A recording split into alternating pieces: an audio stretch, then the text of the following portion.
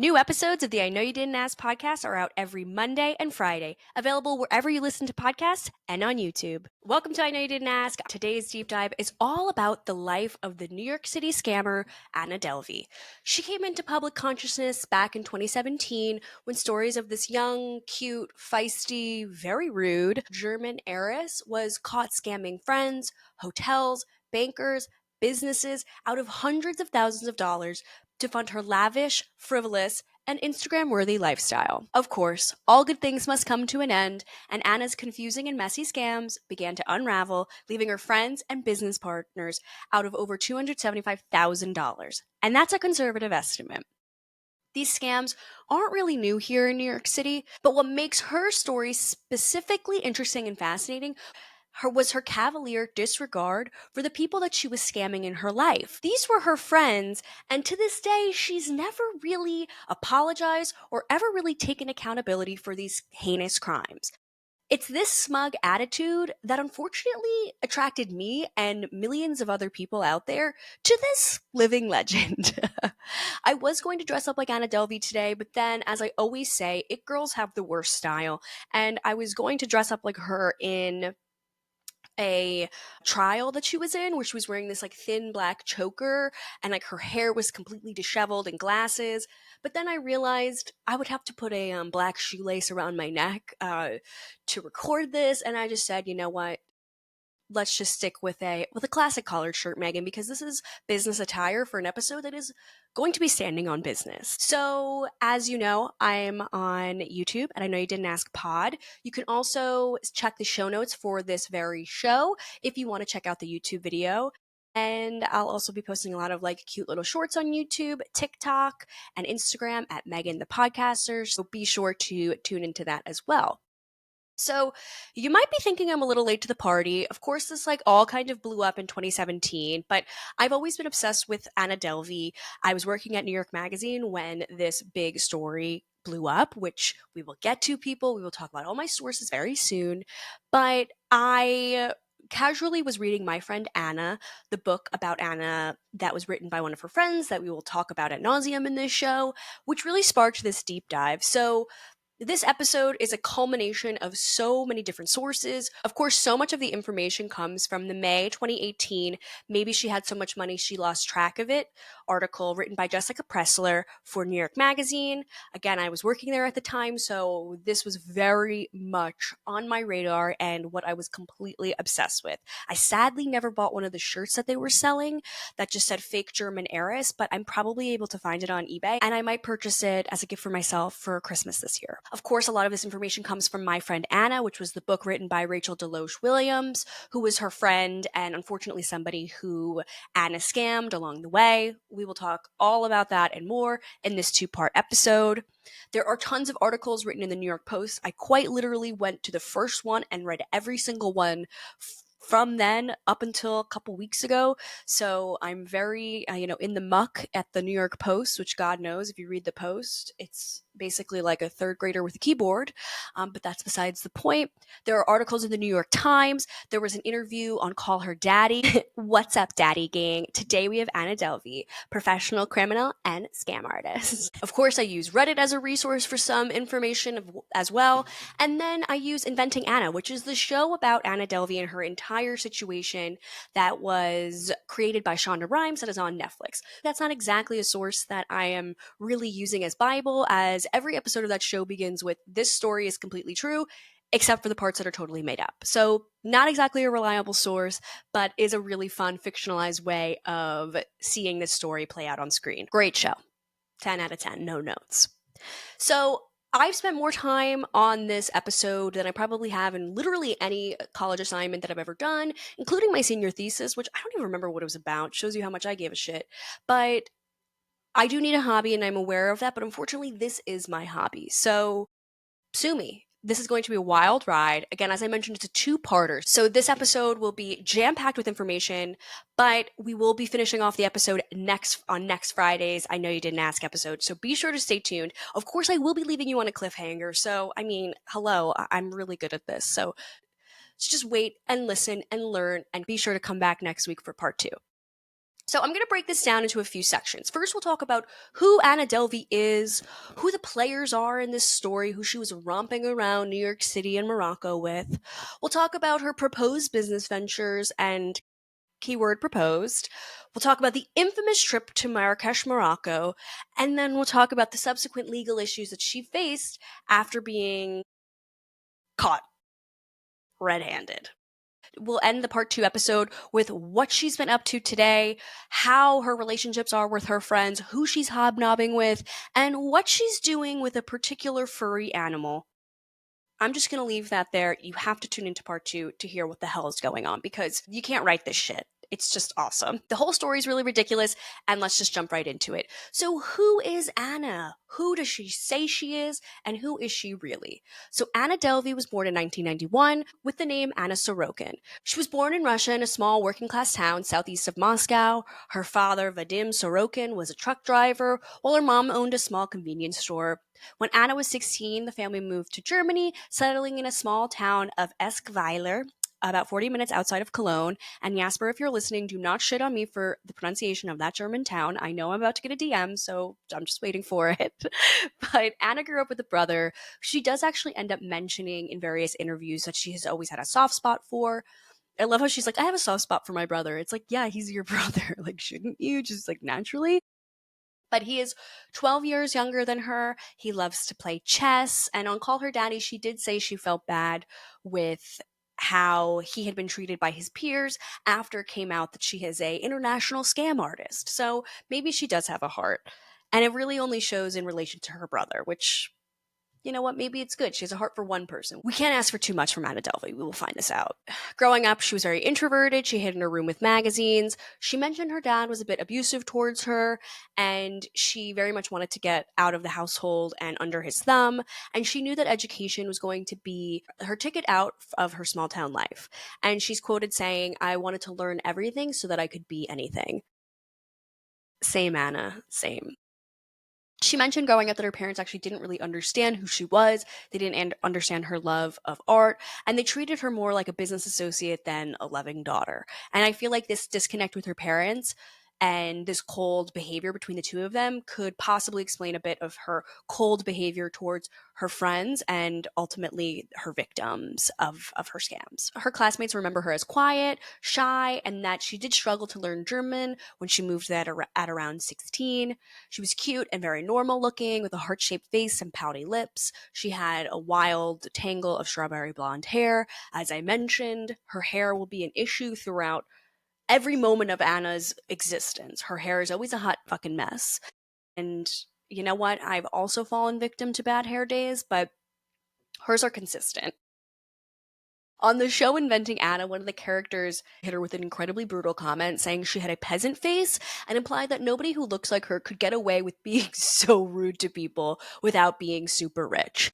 I wonder where they got that line from. Shonda, where did you get that one? Who was the inspiration for that line? Because it's pretty brutal and also hilarious. So after high school, she moved to London in 2011. She attended Central St. Martin's College, which is kind of like one of the most world-renowned fashion colleges in the world. Alexander McQueen, Stella McCartney, Phoebe Philo, John Galliano are all graduates of Central St. Martin's.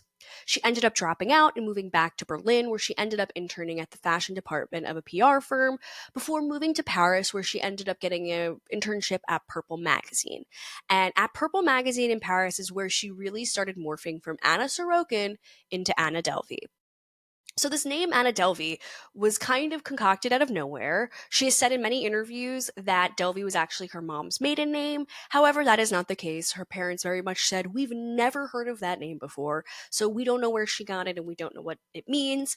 We're thinking that she went from Sorokin to Delvey to release a bit of her Russian past and hopefully lean more towards her German roots, even though she was an immigrant in Germany from Russia. But God knows what the hell's going on in this girl's brain. So in Paris, she morphed into who we now know her to be, Anna Delvey. And at this point, the lies began about her being a German heiress with a 60 million euro fortune. Same. And so we cannot forget that this fortune doesn't exist. Her dad in an interview had said, up until now, we've never heard of any trust fund. That's always comforting. which is pretty much the nail in the coffin on if this trust fund has ever existed. As I mentioned up front, her dad had worked as a truck driver and later as an executive in a transportation company until it went solvent in 2013. Then he ended up moving into the heating and cooling industry, specializing in energy efficient devices in Germany. Again, great job, can sustain a great family life, but we're not looking at a 60 million euro fortune, unfortunately. I too wish I could have a $60 million fortune. Her dad did mention in a few interviews that they did help her with her rent and other various matters while she was living in Paris. And honestly, that's not surprising that they're helping their child get settled in a new city. And parents of kids who are in the fashion and arts world must be aware of the fact that those industries are very low paying. So it's not surprising every time I worked with people in Condé Nast or other publications, we'd all be making $40,000, but then the girl next to me was like dripping in Chanel. And it's like, well, how are you buying Chanel with the salary we both make? And it's because, her parents are, paying for her lifestyle and giving her allowances and whatnot. So it kind of comes with the territory, even though that is, yeah, really lucky and can be considered a little entitled at the same time. So in 2013, Anna ends up moving to New York City, where she continues to intern for the French magazine Purple. So this is really where our story begins. We know who Anna is in real life, and we're going to learn a little bit about who she thinks she is in her new life in New York. So let's jump into some of her friendships to learn who the players are in this story. So in her social circles, most of her friends said she was somewhat cold and unapproachable. She was the bitch always taking the aux cord. She loved music, especially Eminem. And I wonder if, she really resonated with like, will the real Slim Shady please stand up? Like, will the real Anna Delvey please stand up? And she never stands up because she doesn't know who the real Anna Delvey is. Friends said she drank a lot and she liked her white wine, ditto. She had been infatuated with Marie Antoinette. She supposedly knew 7 languages. Okay, Dorit Kemsley.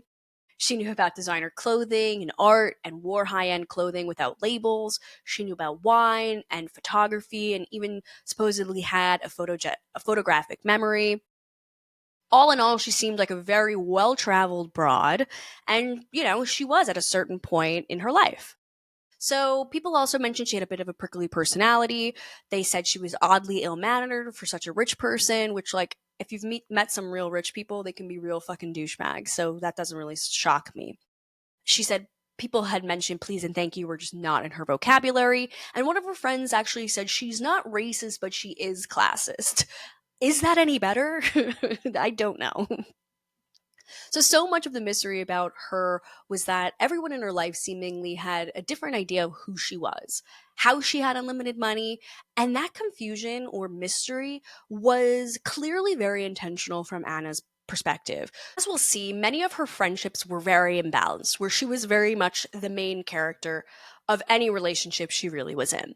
So outside of her little girl gang that we'll get into, she was also hobnobbing with CEOs, artists, and celebrities. She even had dined a few times with Macaulay Culkin. And I'm sorry, where was Brenda Song to slap some sense into him? Because why is Macaulay Culkin dining with Anna Delvey? Like, does anyone have anything else to do with their evenings? I could never be paid to just go to dinner with a bunch of random grifters. But speaking of grifters, Anna also was friends with Billy McFarland, who was the fellow charlatan who tried to put on the Fire Fest and epically failed. Naturally, those two are two peas in a pod.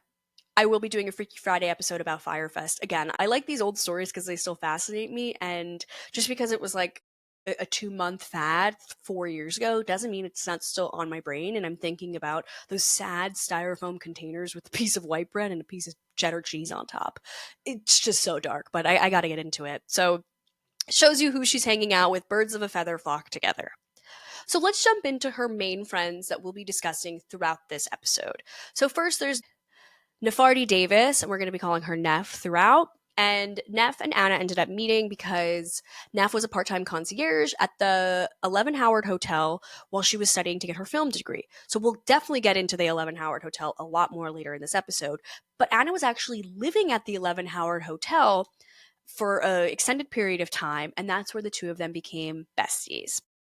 And people described Neff as a go-getter who liked to gossip. Same. And she was an aspiring filmmaker. And if you follow her Instagram, she is very chic and always posting film content. Like, you know, with those girls, right? Like stills from, a film from 1982 that nobody's ever seen. It's like, oh, wow, you're so edgy. You're so cool. But Anna was always kind of bribing her and slipping her cash at the concierge desk to prioritize her needs at the hotel and also get her into the hottest restaurants, which, concierges at restaurants always have the inn at a lot of hot spots. She'd go to the front desk and ask Neff for advice and give her cash. Neff kind of got the impression that Anna wasn't just wanting her help, but she was wanting her time.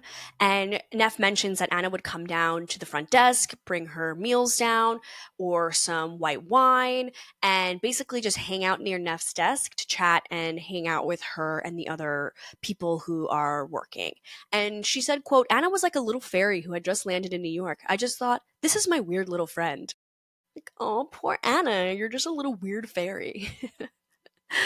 So Neff always got the impression that Anna had a lot of money. Of course, she was living in a hotel, so that kind of helped her, street cred with having, I guess, unlimited funds. But I guess it got to the point where it was implied that Anna was going to start helping Neff fund a screenplay. So Neff very much took her relationship with Anna very seriously. And Neff got to hang out with a lot of Anna's fancy friends. They went to dinner at Le Coucou, which is the very overpriced high-end restaurant at 11 Howard. I was naturally going to try to dine there before this episode, but your girl's on a fixed income, and unfortunately, I don't spend money that I don't have, unlike Anna. More to come. So Neff wasn't as discreet with some of Anna's connections as she would have wanted. Neff actually got into a lot of hot water because she had tweeted about a dinner that she attended with Anna that Martin Shkreli was at. If you guys don't remember who this fucking scam artist piece of shit is, but he's the former pharmaceutical exec who became infamous in 2015 after raising the price of life-saving AIDS medication from $13 a pill to $750 a pill. And, naturally he was later convicted of securities fraud. There was prison time, and, that cemented his reputation as one of the most, controversial figures in our time for just being a piece of shit business person. No surprise, again, that Martin and Anna would be hobnobbing together. And if you guys are watching on YouTube, you can see my little dog in the background going and eating yummy treats behind me, and she's so cute. So tune into YouTube if you want to see an adorable little poochie. Anyways, when they were at this dinner, Martin, I guess, invited them back to their house where he went home and played them the Carter 5, the delayed Lil Wayne album that he had acquired for millions of dollars. And Neff actually ended up tweeting about this experience, which Anna was really fucking furious about. And Neff refused to delete the tweet. And at that point, Anna started feeling trepidatious about her relationship with Neff, and Neff even said Anna didn't come down to her desk for a couple days after this entire debacle because she was upset with how Neff handled the situation. Neff and Anna really mainly hung out at the 11 Howard Hotel in Le Coucou, which is the inn hotel dining option, but one day the two of them went to San Ambrose together, and I guess Anna attempted to pay for the meal, but her credit card was declined. And then at that point, I guess she had a little black book where she handed it to the waiter and said, this is a list of credit card numbers. And it was kind of bizarre because I guess the waiter went back to his station and began entering the numbers. And there were about 12 cards in this little book, and all of them had been declined. So, of course, Neff ends up picking up the tab, but San Ambrose is a very expensive restaurant. I'm assuming they had, an app or two, entrees, couple drinks, the works. So 2 people in Manhattan dining, that's a quick $200.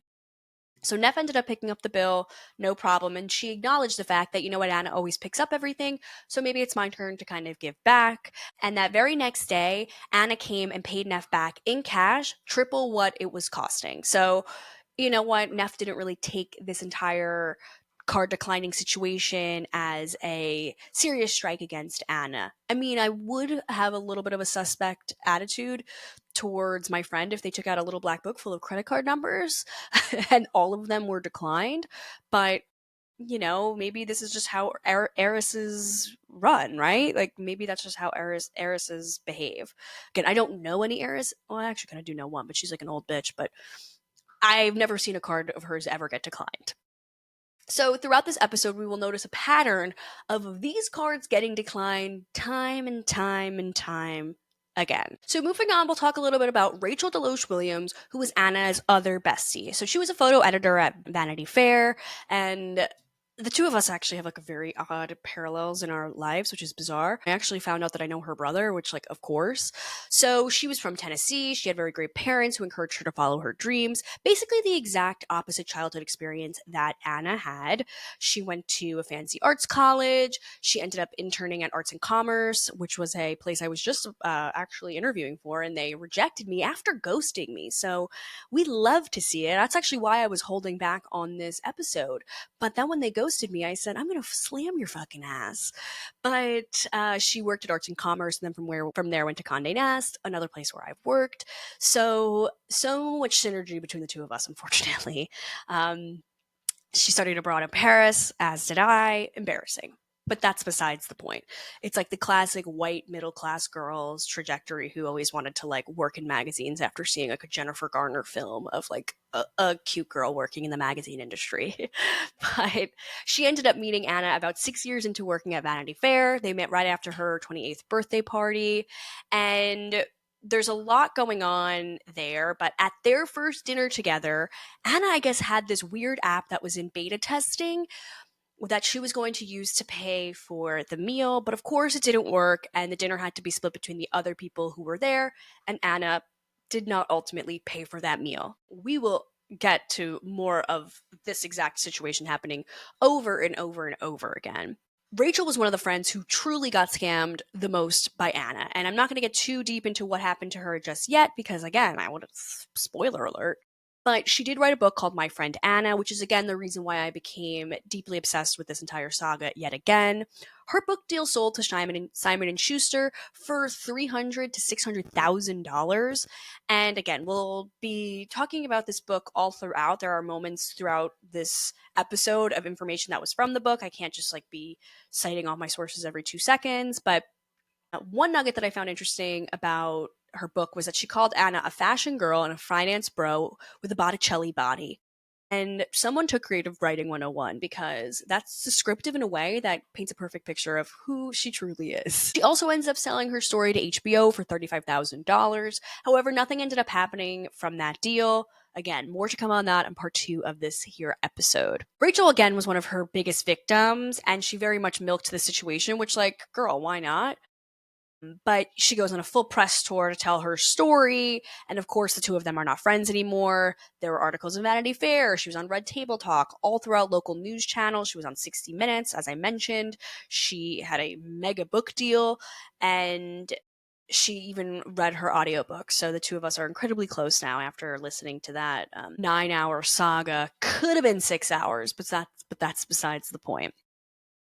And then last but not least, we have Casey. So Casey is her trainer, and she's basically a paid friend of Anna's. She's an unproblematic queen within this story. She's a bit older and wiser and kind of looked out for Anna as best as she could. But then as we get further into our story, we can see that Casey started becoming very aware that Anna kind of was full of shit and very sketchy. So she ended up pulling away from their friendship a little bit.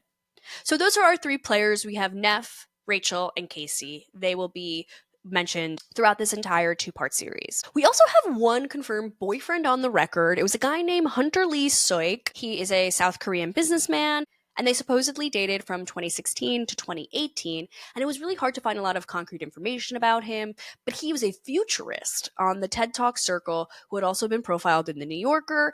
And I guess he was trying to start this app called On Dreams, where basically you monitor and record your dreams in a social network to, I guess, see who's dreaming like you out there in the world. And is there anything worse than hearing about somebody's dreams?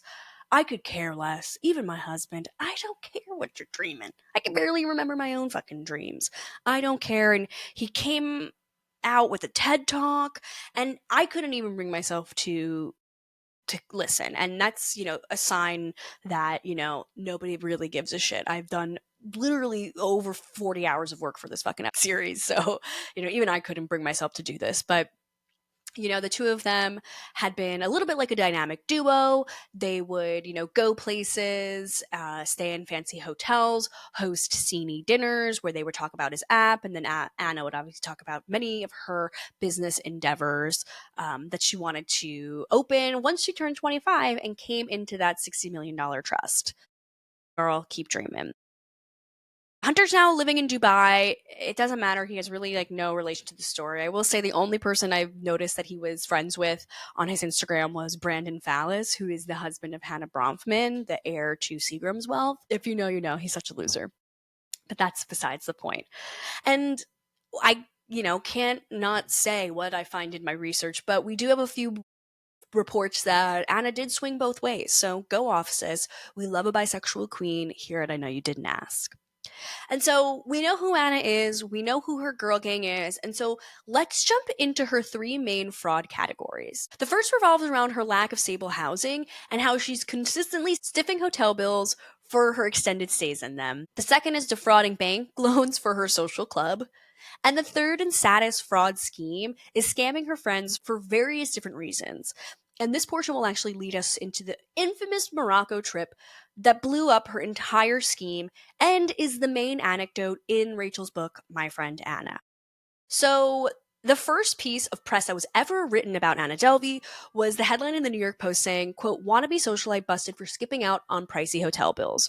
Of course, Anna didn't really have a problem with the accusation and the reality that she had been stiffing these bills, but she was more upset with being called a wannabe socialite, which I can absolutely understand. The Post is constantly calling people wannabe socialites, which I really enjoy. I think it really hits people where it hurts. So Anna is a notorious hotel hopper. She doesn't have any apartments throughout her entire duration of living in New York City.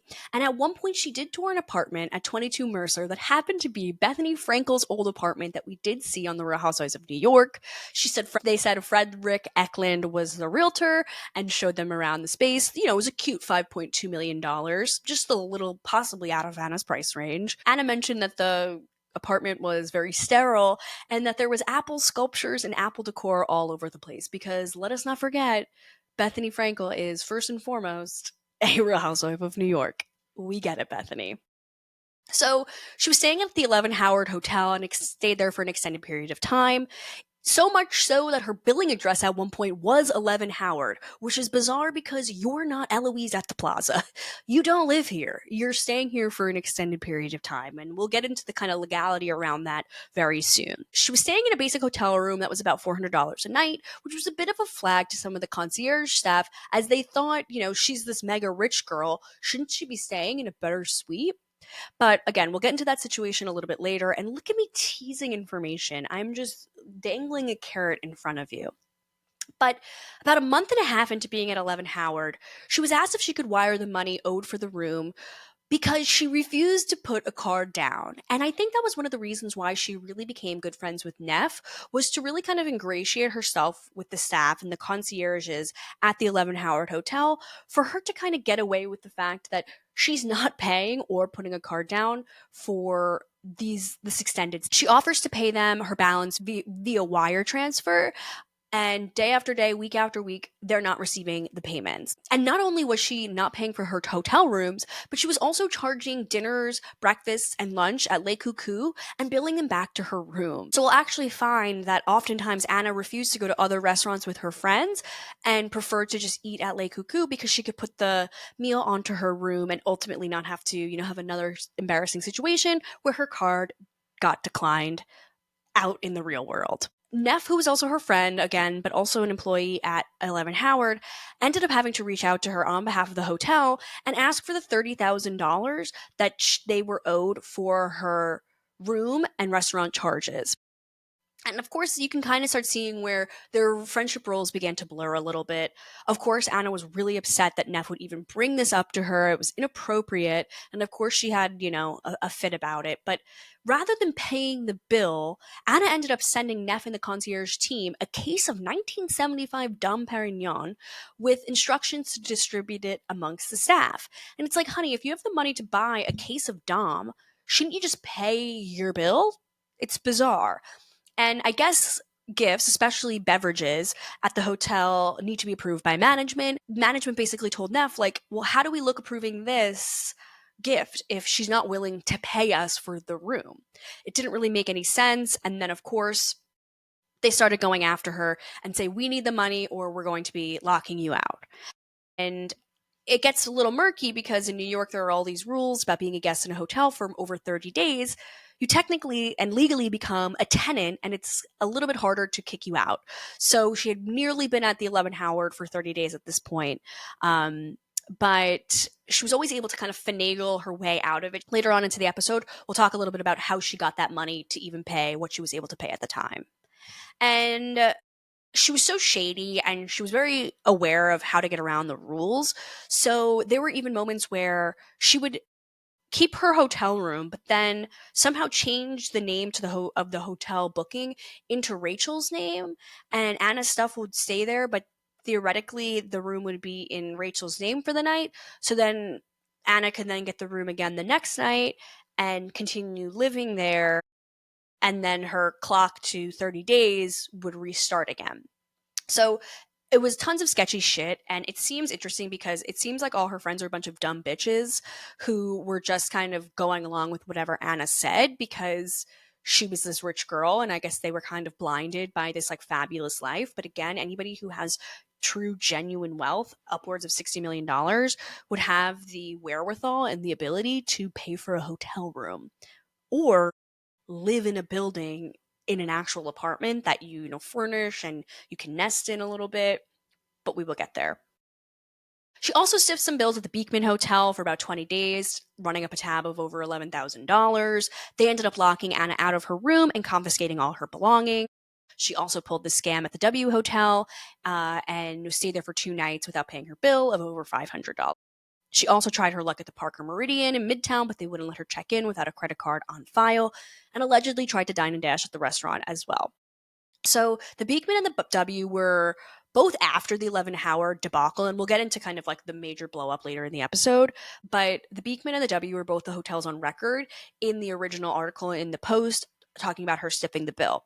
We can't forget that 11 Howard had just opened really at this time, so it makes sense that they wouldn't want to publicly let this get out because they don't want to ruin their reputation by allowing some scam artist to, scam this brand new gorgeous high-end hotel, which can, tarnish their reputation a little bit. So, of course, her lawyers said, Miss Sorokin had every intention of paying her obligations. Due to unforeseen circumstances, she was unable to. These debts will be resolved immediately, and naturally, they were not resolved immediately. No surprise. Okay, so let's jump into some of her business ventures because this is really where things get real. The hotel scams were child's play. This is when Anna Sorokin really shows who she is, which is a white-collar criminal. It's really kind of impressive. So we all know Anna was going about town telling friends and business associates that she had a $60 million trust with her name on it. One thing that Anna kept telling people around her was that rich people actually don't invest their own money. So this entire segment that we're going to get into is all about the various grown-ass men she swindled into giving her lots of money for a proposed social club. So before we get into swindling, let's talk a little bit about this social club. So Anna was in the market to start a social club called the ADF, of course named after herself, the Anna Delvey Foundation. The foundation was going to have the original location in New York, but of course it's going to have sister locations in LA, London, Hong Kong, and Dubai.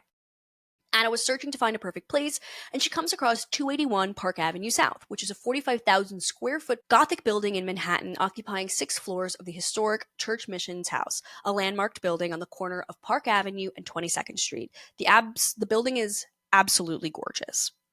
She ends up meeting a new friend named Gabriel Calatrava, who was one of the sons of a very famous architect, Santiago Calatrava. And Gabriel was able to link Anna with his family's real estate advisory company, Calatrava Grace, to help her secure the lease on this massive 45,000 square foot building.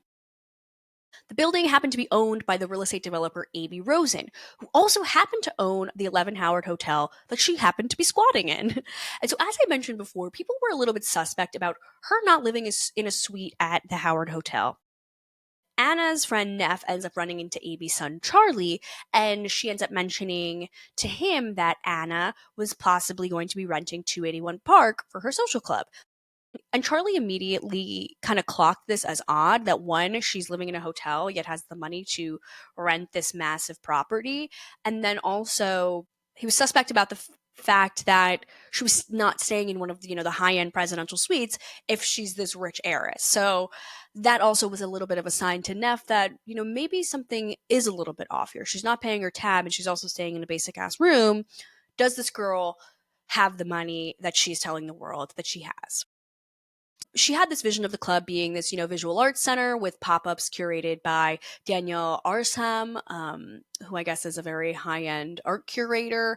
And she wanted blue chip artists, which is, super high-end known artists to have their events, to have their art shown there. That's Andy Warhol, Damien Hirst, Jeff Koons, Tracy Emin, the highest end, artists of our time.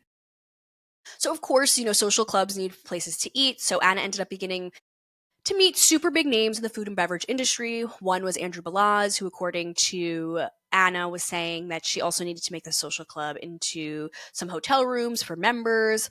Another was Richie Notar, who was one of the founders of Nobu, who actually did a walkthrough with Anna and walked through the space and described her vision, which included 3 restaurants, a juice bar, and a German bakery. And her mother said if there wasn't a German bakery there, she would have to disown her. And honestly, this club does sound quite nice. I'm obsessed with social clubs if you've listened to the show. So, hey, maybe I can get an invite if it ever ends up opening up, which, again, we'll get there. How many times will I fucking say we'll get there? She even went as far as to hire London-based creative director Mark Kramer to create all of the club's marketing materials and branding decks. And as a branding expert, he actually suggested ADF shouldn't be called the Anna Delvey Foundation as it was too narcissistic, but I think that's kind of what she was going for. Of course, she didn't heed his advice there. And naturally, this is Anna Delvey we're talking about. And there was a bit of a snafu when it came to paying his 16,000 pound fee that Anna had promised him via wire. And of course, it never materialized. And there was a lot of messages back and forth between Mark and Anna's financial advisor, Peter Henneke. And then at a certain point, Peter's email started to bounce, and Anna ended up replying saying, Peter passed away last month. Please refrain from contacting him or mentioning any communication with him going forward. So that's a little sketchy. So what is, poor Mark going to say? All right, RIP, but give me my money. So Anna's family advisor, the late Peter, ended up being a fictional character. His cell phone actually belonged to a now defunct burner phone from a supermarket in Manhattan. So it seems like this will be a trend in some of these future scams that we will talk about, where Anna has a slew of imaginary friends that she is pretending to be, to look like she has this grand staff and people helping her manage this massive fortune. So let's be real. How is Anna funding this club? Remember, I said rich people never use their own money. And we cannot forget that at this point, Anna is 25 years old. In the beginning of her search for these investors, she was feeling like nobody was taking her seriously because of her age. And my feeling is girl, nobody is taking you seriously because your only job of record is being an intern at a fashion magazine that nobody's ever heard of. So to go from being a fashion intern to being the owner and CEO of a 45,000 square foot social club in Manhattan that will eventually have sister locations, it's a pretty great leap. So it makes sense that investors were a little bit suspect about her. And at this point, this is around November of 2016, and Anna begins looking for a loan for the property and begins working with City National Bank as her lender. And she was looking for an initial $22 million loan. And on paper at City National Bank, she did claim she had a net worth of 60 million euros in various Swiss accounts through UBS. And I'm sorry, I keep going back between dollars and euros, but whatever, 60 million euros, $60 million, it's all the same shit. So that following month, she ends up also submitting the same documents to Fortress, which is another investment firm, in an attempt to secure a loan anywhere between 25 million and 35 million. And so Fortress actually ended up asking her for a $100,000 deposit to perform some due diligence. And she ended up convincing a representative from City National Bank, the other bank she was scamming to extend her a $100,000 line of credit, which she then wired a portion to Fortress. She's paying Peter to pay Paul, which is really just a temporary fix that, again, ignores the underlying issue here, which is that she doesn't have a pot to piss in. Again, which is kind of something I love about Queen Anna Delvey. She's like, I can somehow get the money from this other bank full of idiots. So let's just see how long we can make this work. So, of course, these banks start feeling a little bit of trepidation of working with Anna. And Fortress actually decides to send a representative to Switzerland to personally check on her assets. And once Anna found that out, she said, adios, we're done. I'm done with Fortress. And she completely withdrew herself from the process halfway through. So, if that's not a sign that something is amiss, then what else could possibly be? So before anything could happen, she ended up wiring the remaining $55,000 that she had not ended up ultimately giving Fortress for that due diligence deposit. And she ended up transferring that remaining $55K to her personal Citibank account, which she actually used to pay out her balance at the 11 Howard Hotel. So again, paying Peter to pay Paul, none of this is her money, and she's kind of a genius. I'm taking notes. Actually, I can no longer take notes, and I'm so excited that this will be out of my brain in 5 hours when I'm fully done recording and editing and doing all the nonsense involved. So at this point, she needs to figure out what her next move is. Of course, she's no longer working with Fortress, and she still possibly has the deal with City National Bank, but they do end up rejecting her loan request. And Anna said it was just a management decision, but ultimately it seemed like when bankers at City National asked to see the UBS statements that were proving her, exorbitant wealth, he received a list of facts and figures and bank account information from the one, the only Peter Henneke.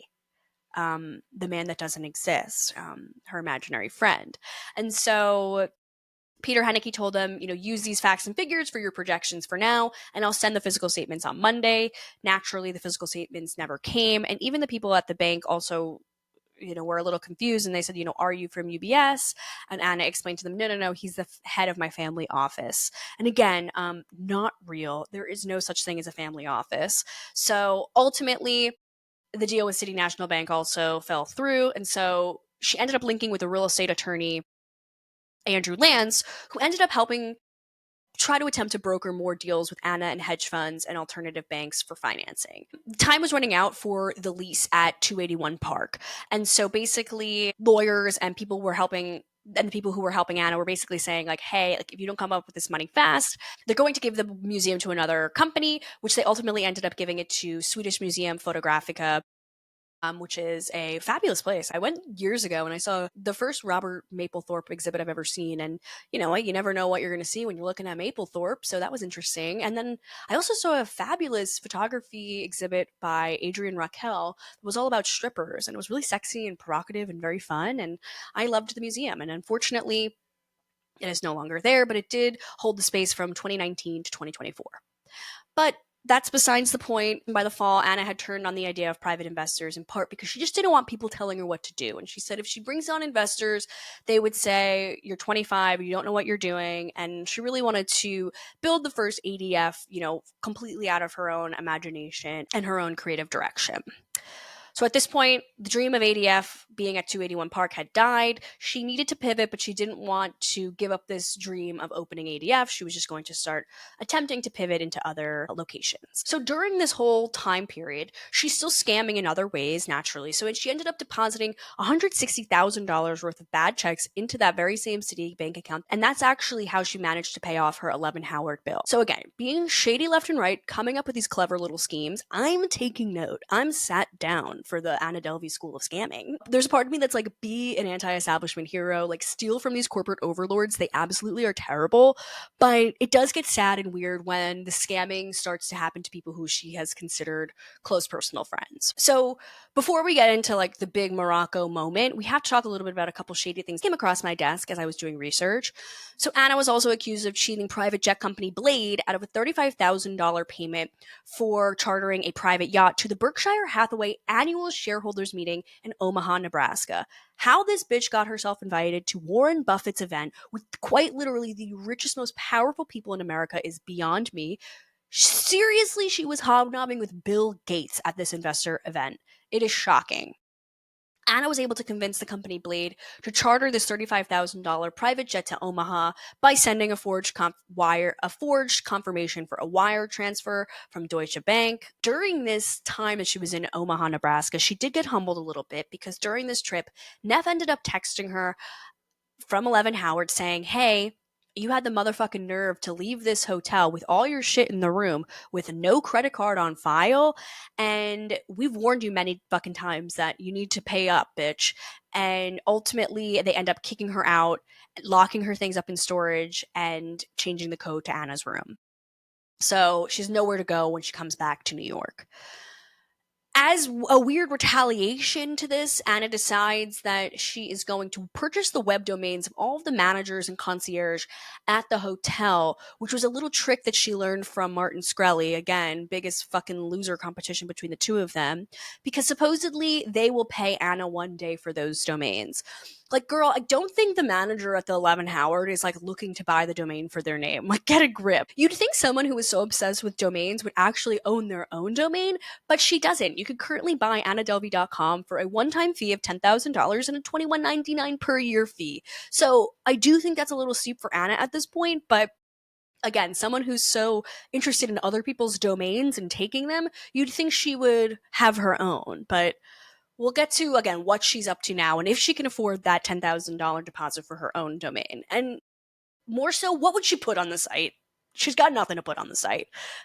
We'll get there. Again, every time I say we'll get there, let's take a shot. Another saga when it came to this young Chinese art collector named Michael Hong, who agreed to go to the Venice Biennial with Anna, and he agreed to put the plane tickets and the hotel rooms on his credit card, and he didn't suspect anything weird or odd was going to happen, and naturally, Anna never ultimately paid him for this trip, and he kind of just gave up on asking at a certain point because he got the hint that he was never going to be getting this money back. And they ultimately were still hanging out after the fact, and they ended up going to a birthday party at Siddell's in Soho, which is like a high-end bagel deli spot. Michael was saying that this birthday party at Siddell was full of very fun, cool, successful people, and Anna at this point still owed him the money, and he never said anything. And again, he didn't seem really super concerned, and supposedly she was going to be paying for this breakfast at Siddell's.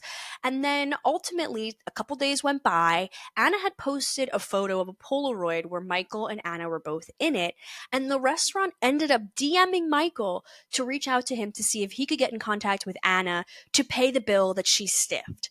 And at this point, he realized, wow, like, this woman is not legit, and I don't think she could be my friend anymore. So one, I love a birthday party that's centered around dining bagels, but it's also just yet another strike that Anna has no money but is living this fake bullshit lifestyle. Another shady situation was that Anna was friends with a woman named Jaima Cardoza, who's a Brazilian American entrepreneur. She owns a lot of restaurants throughout the New York area, including Cane, Gold Bar, Lavo, and the famous Surf Lodge, which she ended up selling but still has a stake in. So this woman is moneyed out. And Anna, with her boyfriend Hunter, ended up going on a yacht trip to Ibiza with Jaima and her husband, and, having fun and, having this fabulous time on the yacht together. And they ended up parting ways after their yachting weekend or whatever it was. And a couple days after Jaima got home, she ends up getting a call from the person who I guess rents out the yacht, who had said, Anna actually got back onto the boat somehow and spent extra days yachting around Ibiza on a yacht that she wasn't paying for, that Jaima was paying for. And at that point, Jaima and her husband never spoke to Anna again, and again just kind of assumed that she had family money and she was going to be good for it. But of course, Anna didn't pay for any of the time that she had spent on the boat in Ibiza. So it just seems like there were so many different little pockets of scams that she was running throughout these various people that she was meeting here in New York. And so we've gone through a bunch of random situations where she's scamming banks, friends, hotels. It doesn't matter. She's willing to scam. So we have to assume there were probably other scams that she was pulling, but the people just didn't want to put themselves out publicly and tarnish their own possible reputation because they, could be so susceptible to a, fucking 25-year-old German heiress's scams. So thank you so much for listening to part 1 of the Anna Delvey deep dive here on I Know You Didn't Ask. You guys, you have no idea what is going to be coming out for part 2. We have the entire Morocco trip, and Morocco is the inciting incident in the book My Friend Anna, and the biggest kind of blow up and the biggest volcanic explosion of all of Anna's scams really kind of coming to a head. We'll, of course, talk about her post Morocco fallout with the girls. We'll talk a little bit about a friend intervention the friends had after the trip to Morocco. And then we'll talk about the legal issues and the subsequent prison time that Mrs. Delvey had to serve because of her various different crimes. We'll talk about her time during prison. And of course, we'll talk about what she's been up to since being released. And spoiler alert, Anna Delvey was on Dancing with the Stars. I couldn't have been given a better gift than her being on Dancing with the Motherfucking Stars. So thank you so much for tuning into part 1. I'm so excited for part 2. You literally have no idea.